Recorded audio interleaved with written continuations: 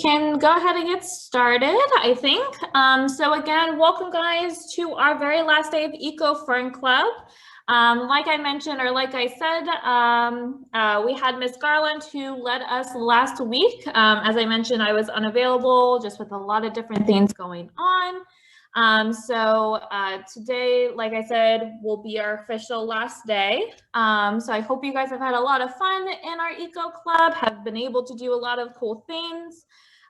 We, like I said, are kind of officially ending it for today, but definitely will encourage you guys to come out to Irvine at some point.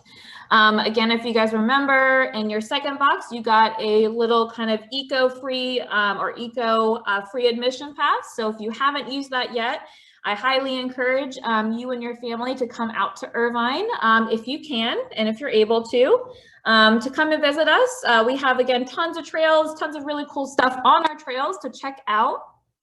So like I said, we aren't too far away. We're located in Owings Mills, which is probably pretty close to some of you guys. So like I said, definitely over the summer, even as we end our class, definitely encourage you guys to come out if you can, or if you're coming for summer camp or have some summertime, like I said, definitely recommend you guys coming out. So like I mentioned, today is the last day, and we will be covering today, talking about forest biomes. So we're going to cover, there's technically two types. And like I said, we're going to cover those two different types, and then we'll check out some cool animal friends as well that both of them, again, are associated with. So we have, like I said, our paper again. So if you have this paper with you, great, and you can follow along. If you don't, that's okay too. We'll kind of go over the two different ones. So like I said, there are two types of main forests that you find, and it all is based around, again, like we've probably talked about before, they're based around the types of the temperature, as well as what you find there in terms of your trees and your animals and stuff like that. So the first type of forest, the forest that we have that's in our backyard, that's here at Irvine, and that basically you find everywhere in Maryland, is your temperate forests. So this first section right here, which again, showing you some pictures of some examples or some ways to identify a temperate forest. And so the thing to note about a temperate forest, or about the forest that we have around here, is that these forests have, or they experience, all 4 seasons. So what seasons do we have here in Maryland? What are the seasons that we have here? There's four seasons. What seasons do we cover here in Maryland? Let me see. Madden and Breyer, what 4 seasons do we have here in Maryland?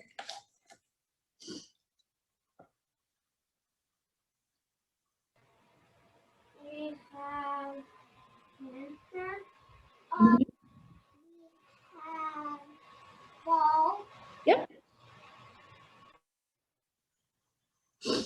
What other 2 do we have? Anybody know? We have winter, fall.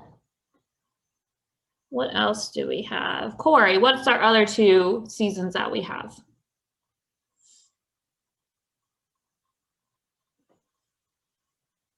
Yep, you're fine. You're fine. Spring and summer. It's almost summer. Yes, perfect. Yeah, so we have our 4 main seasons.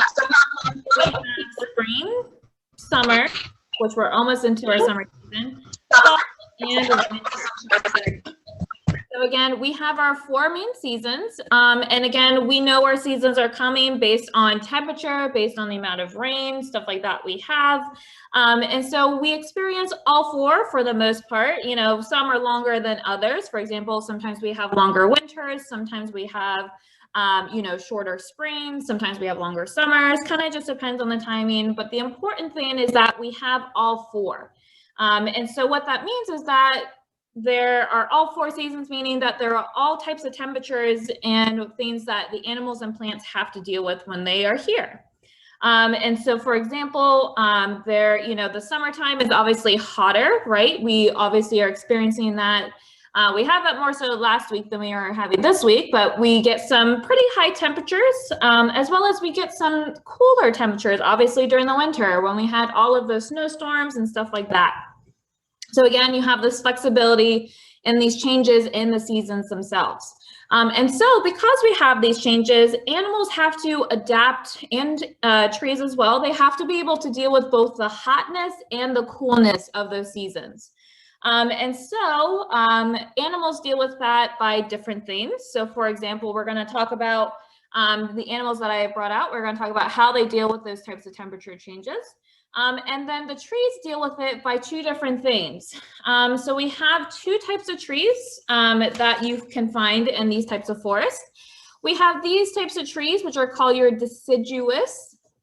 Basically what that means is that these types of trees, they basically are the trees that lose their leaves in the fall time. So if you guys have ever seen during the fall time, you see those bright colored leaves, the yellow, orange, red, and then eventually they fall to the ground and the trees are bare. Those are called deciduous trees because they lose their leaves, they get rid of their leaves during the cold times because they just can't support the leaves, they can't keep giving them water and sunlight and stuff like that.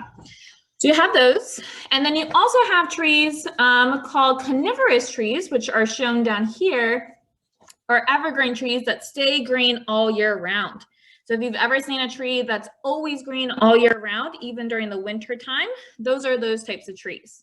So there's the two different types that you see. So for example, if you've had a real Christmas tree or know what Christmas trees look like, those are your types of coniferous trees. They again stay green all year round. And there's those two different types of trees again, so they can deal with the two different types of weather.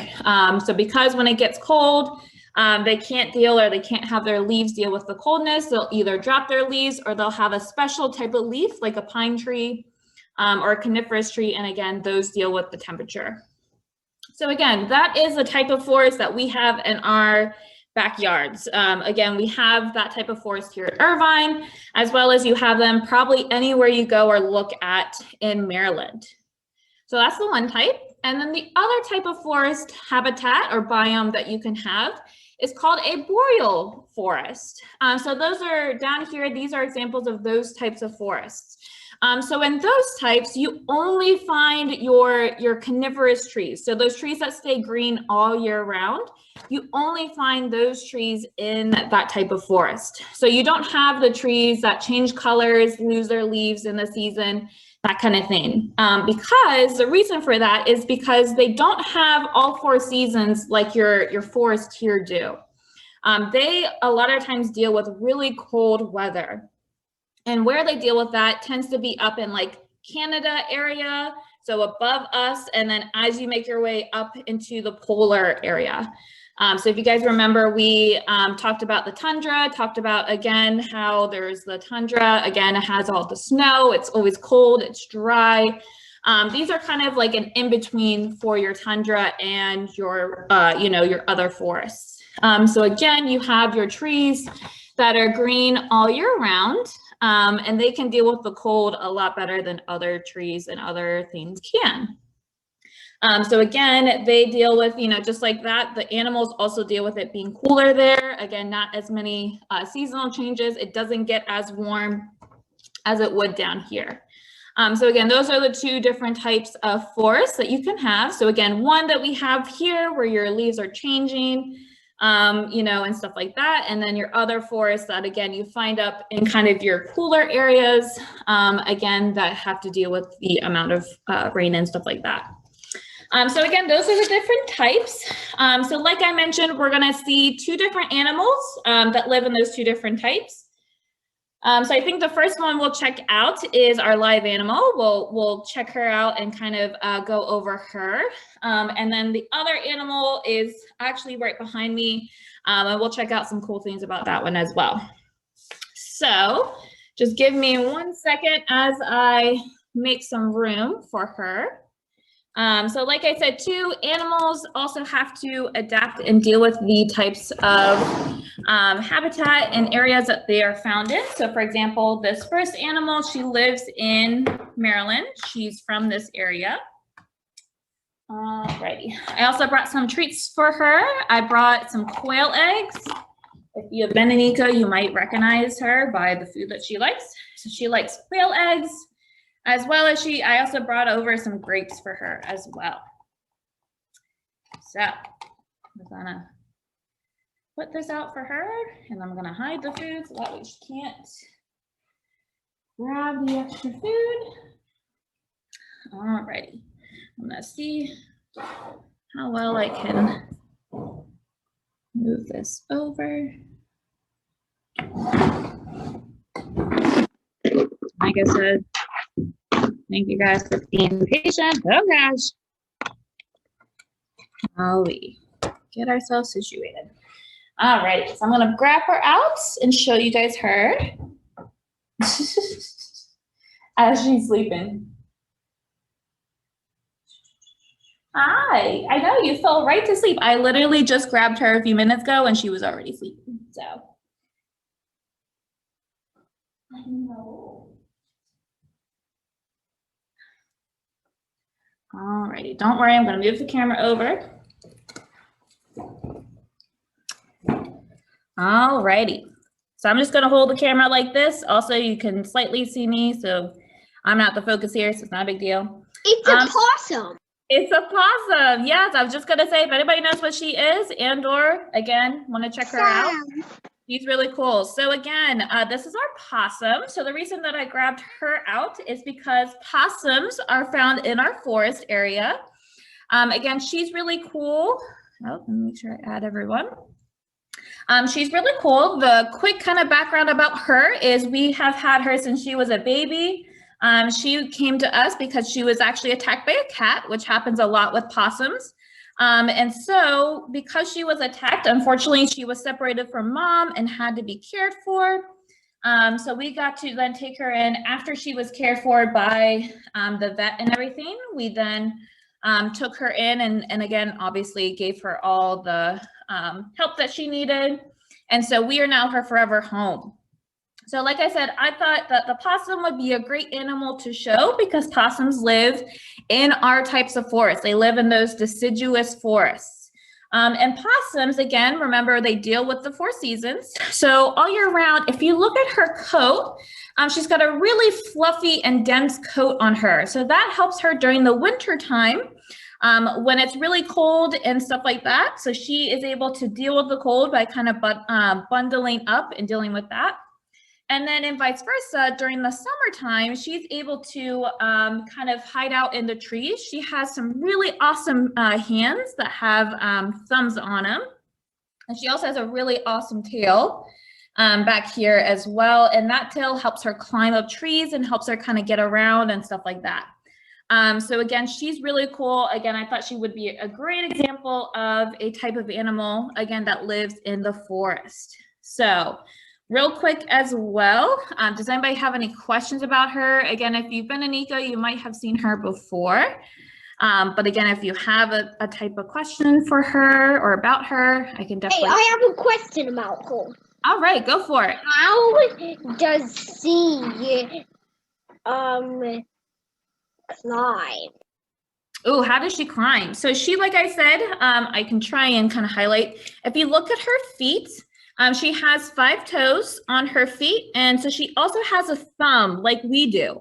And so the thumb is really great for her because she's then able to grab onto a tree just like you would if you were climbing up something. You can grab onto it also using your thumb. And so she's really great at climbing because she's able to grab onto the tree or onto the bark as she's climbing up. So that's one way that she's able to climb, as well as her tail also helps her when she's up on the tree limbs. It helps her balance as well. So that way when she's up high and stuff like that. She also hang upside down on her tail? So some do. They don't completely hang upside down. It's kind of like a little bit of a myth that possums just hang from their tails and they just hang out. They do use their tails and they could hang from it for a little bit, but they can't support their full body weight with just their tail, especially since she's also, she's probably one of the smaller possums that you'll see. Male possums especially are quite big, they're quite large. So she's quite small, so she might be able to support her body on her tail, but those big, or bigger possums, I should say, like the male possums, they can't support all their body weight with just their tail. So they will use their tail to kind of, again, support them, but they don't normally hang from their tails very much. So Trenton, yeah, did you have a question, bud? Go ahead. Is she a part of the rat family or? Good question. So she's actually not part of the rat family. So even though she has kind of that face, she has the whiskers and she has the long nose, she's not part of the possum family. She's actually part of the marsupial family. So if you know or recognize like kangaroos and wallabies, koalas, those animals, so all those animals are marsupials, meaning they carry their babies in a pouch. She actually is part of that group as well. So she's a marsupial, meaning that she does have a pouch on her belly, like other marsupials do. I can't really show it to you guys just because it's kind of tucked away. But good question. She is not related to a rat. Very, very closely related, I should say. All right, quickly going through just to see if we have any other questions about her. Milo, go ahead. Does she eat anything else? Yeah, so she's omnivore, meaning that she eats both plants and meat. So I just gave her a quail egg, so that's a great source of protein for her to eat, as well as grapes. So she also likes to eat other things, like we feed her small mice. We also feed her a whole bunch of different fruits and veggies and stuff like that. So she eats both meat and plants. Good question, though. All right, Corey, another question, and then we'll check out our other cool animal that we got. From here, it doesn't look like she's furry. It looks like she's spiky. Yeah, it kind of does, right? Her kind of like her fur. So again, you can kind of see the layers and stuff like that of it. But it is actually very, very soft. And again, that helps her so that way she can. Like black, gray, and white, because I see a little bit of white and gray and black. Yeah, so this top color is kind of more black. And then when you kind of move it up, it kind of is more white underneath. So that again also kind of helps her blend in and kind of blend with her. I have a question. Yes, go ahead. Does she hibernate in the winter? Good question. So she actually does not hibernate. So that just means that she doesn't like go to sleep when it's winter time. She's actually out and about during the winter time. So again, her coat on her actually helps her deal with the winter cold. So obviously if it's snowing, she'll hide out and she'll kind of bury herself, or she'll stay somewhere safe, like somewhere underneath like a cave. But she doesn't hibernate. So she is active all the winter time frame. So good question though. All right, so I'm gonna quickly put her. Can we see the next K-2? Yes, we're gonna check out the next one. So I'm just gonna set you guys right here. I'm gonna put her back in her little home, so you guys can say bye. Bye to Miss Possum. Just move her back into here. She'll probably go back to sleep. What's her spots he hangs out in look like? All right, so the next animal, I actually have to move you guys just a little bit closer to check it out. I have one more question. What is her name? Oh, good question. So none of our animals have names. She doesn't have a name. She is just called our possum. I know what to name her. We can name her Quail Egg. You can name her whatever you would like. It is up to you. But we at Irvine don't name them. So she is just our possum that we know. But you could always, again, name her if you would like. So like I said, the first animal we saw, again, she's a possum. You can find her in the forest here in Maryland, or again, in your backyard. The next animal we're gonna check out is one that you would not normally find, or you might be able to find them, but they're not as common here as they are in the other type of forest. So I'm gonna, again, prop you guys up and over here, and we're gonna check it out. Yes, sorry, does someone have another question? Is it a mammal? It is a mammal, yes. I'm gonna prop you guys right up here, and I'm gonna try and show you as best I can. bring our friend over. All right, so I'm trying to think of. Is it a cat? It kind of looks very like a cat, but I might move Is my, it a panther? move my thing over just a little bit. All right, so looking at this thing, does anybody know what this animal is?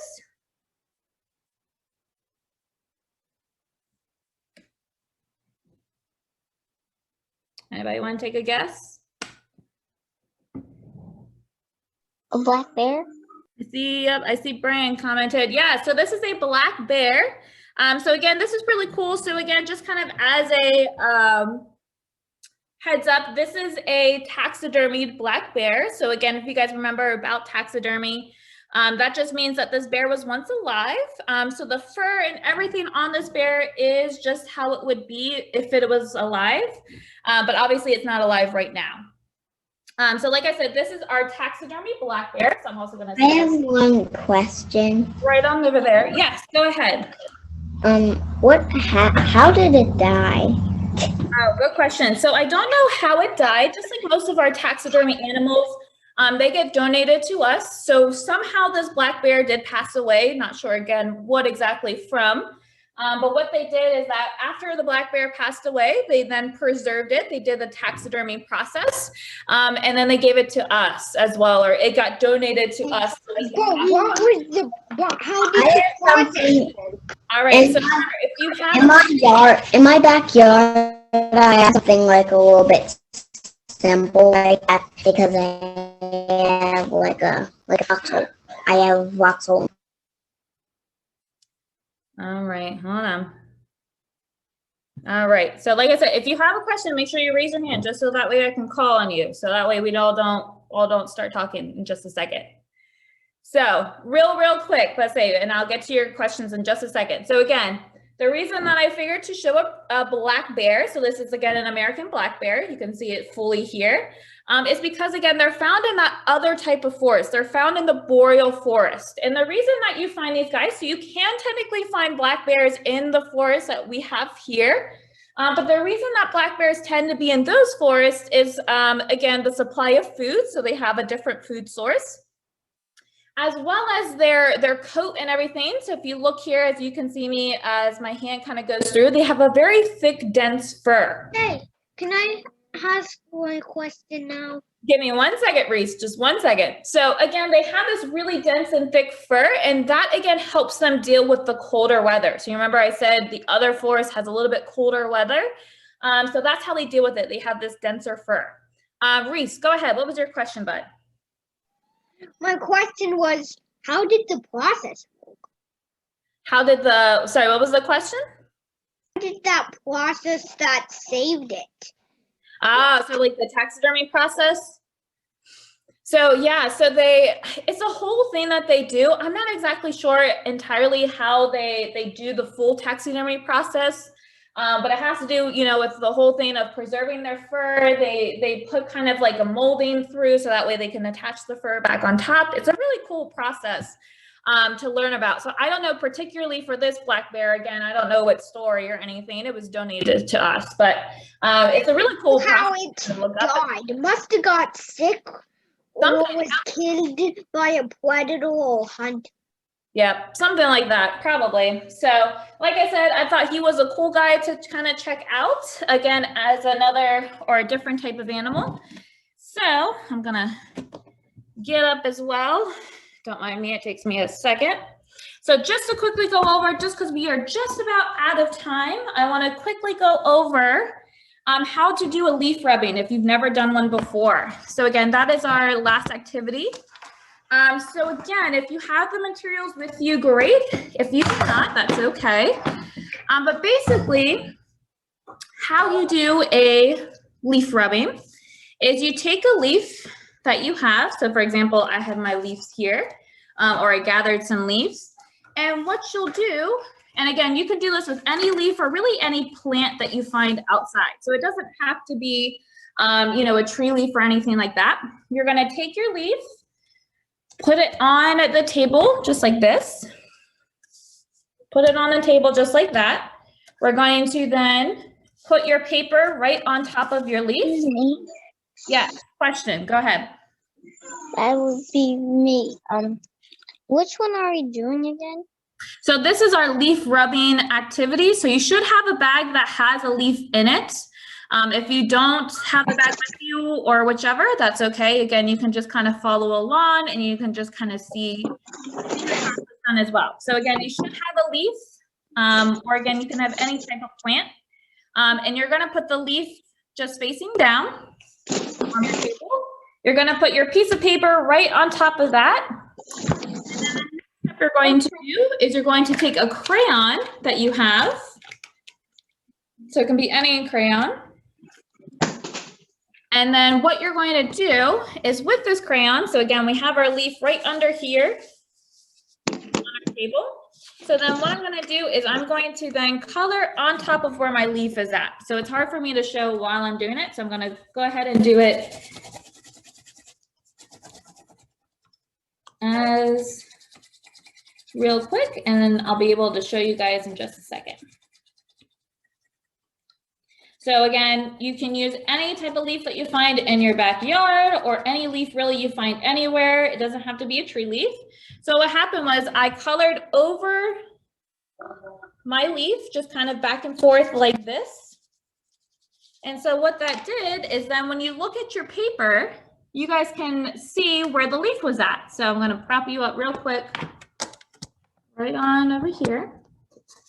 So again, you can see the leaf form looks just like our leaf as to what it looked like. So again, all I did was I put my leaf right underneath my paper, and then I took my crayon and I just colored right on top of where my leaf was at on the table. So I just went back and forth just like that. And then when I then moved it, again, shows you what the leaf looks like then on it, just like this. So again, you can do that with any leaf you find. Again, you should have a leaf that was in your bag. If you don't, for whatever reason, you can go outside, grab any type of leaf. It could even be a blade of grass. It can be anything that you find. And again, you just put it underneath your paper and then you just color right on top of it. And then it'll basically trace the leaf for you and it'll make then the leaf shape. Again, you can see the lines of your leaf and your stem and stuff like that, which is pretty cool. So that is that. So again, if you have the materials with you, you can do it right now. If you don't, that's okay. You can always do it at some other point in time as well. So that is all for today. I know we had a lot of different stuff kind of combined and kind of put together. So again, I hope you guys have enjoyed our Eco Friend Club. I hope you guys have had fun. I've had a lot of fun being with you guys. Definitely, like I said, try and get out to Irvine if you can to check us out, check out our cool trails and everything like that. But that is it for now. So I hope to see you guys again at some point. Bye. Bye, everyone. Thank you again. Have a good summer. Have a good rest of your school time.